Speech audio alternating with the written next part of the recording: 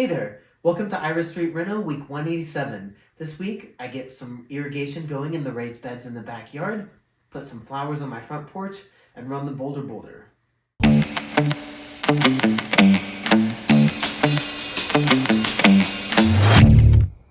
Welcome to week 187. I'm using my lunch break on Thursday to cut some drip irrigation hoses.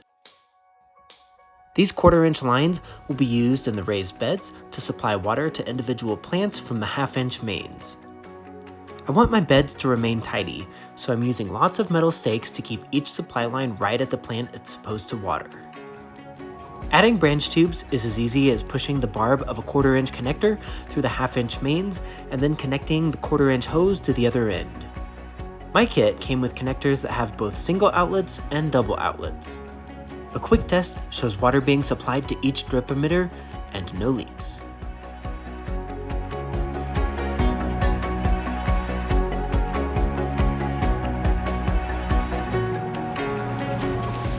With the water supply lines running nicely, I add some cages to the tomatoes so they'll have supports as they grow. Hey guys, well, I think it's finally time to upgrade some of my networking hardware. I've been using the old Wi-Fi router that I had at my apartment, and it is down in the basement where all of my networking gear and all of the wires for the Ethernet throughout the house terminate at. However, you probably want at least one Wi-Fi router per level of the house, and with this house being as spread out as it is, I'm actually going to install a mesh system. So this is the mesh system. It has 3 basically wireless access points, and what's nice about this one is they can connect to each other via Ethernet instead of having to wirelessly talk between them. So I can have basically a wireless network that uses AI to figure out which zones to map the signal to that are connected by Ethernet so the signal is strong. And each one of these little guys has a couple of Ethernet ports on the back. So for instance, I can put one in a back bedroom, have it networked to the other ones, but still have a couple of Ethernet ports for a desktop or a laptop to connect to as well. As you guys know, I'm a fan of hardwiring as many things as I can. These apparently will support up to 200 devices, which sounds ridiculous, but guys, some of these smart home things, it's amazing how many devices you can get on a home network.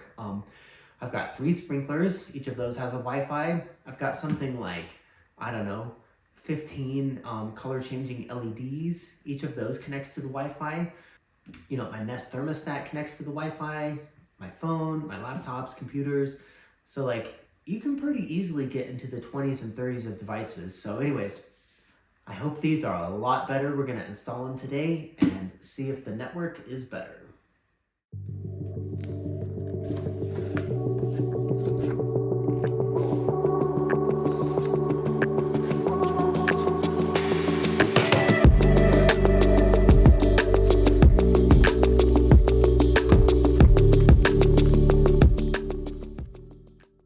On Sunday, I'm testing out my new Deco units. So far, they're working much better than my old single-point Netgear router. As you can see, I have one upstairs in the front room, one in a back bedroom, and the final unit downstairs in the server room by all the networking and home computer hardware. If you're new to my channel, this unorganized shelf is the brains to my home. It houses the Cat8 Ethernet terminations, the networking hardware, my NAS, Mac Mini, Plex server, and a UPS which will keep critical hardware running for 30 minutes in the event of a power outage.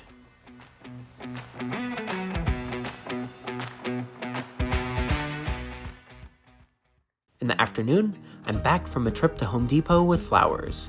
I've long since wanted a couple of planters on the front porch, so I get these set up with some nice petunia baskets that were on sale.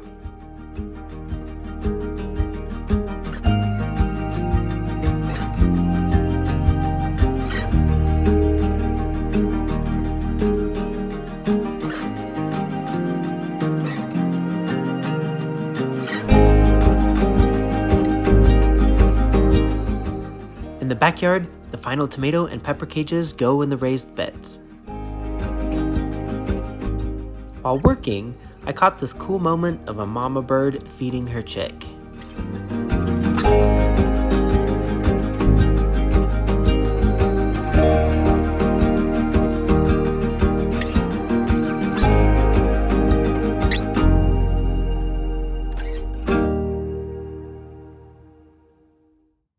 On Monday, it's Memorial Day, which means it's also race day. I'm running the 44th annual Bolder Boulder 10K road race right up the road in Boulder, Colorado.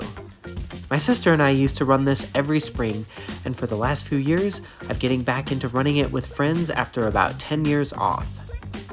This race is massive with around 50,000 runners annually, and last year, I ran fast enough to qualify for the AA wave this year, which is the second wave of over 100. Although this is only a 10K, each of the 6 miles are brutal if you run it hard enough. This year, I set a PR of 36 minutes 58 seconds, nearly 4 minutes faster than what I was able to do back in high school. Out of 43,000 runners, I placed 338th overall and 9th in my age group. I knew I was doing well when I started passing people in the wave ahead of me, the A wave. All in all, this race is just a fun race and a beautiful way to kick off the summer season. Thanks to all the event organizers and volunteers who come together to make it all possible.